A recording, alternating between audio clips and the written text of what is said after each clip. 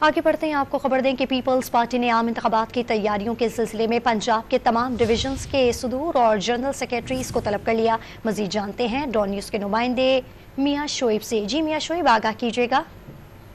جی بالکل، انتخابات کی تیاریوں کے سلسلے میں پیپلز پارٹی کی مرکزی قیادت نے پنجاب اور لاہور قیادت کو اسلام آباد طلب کیا ہے۔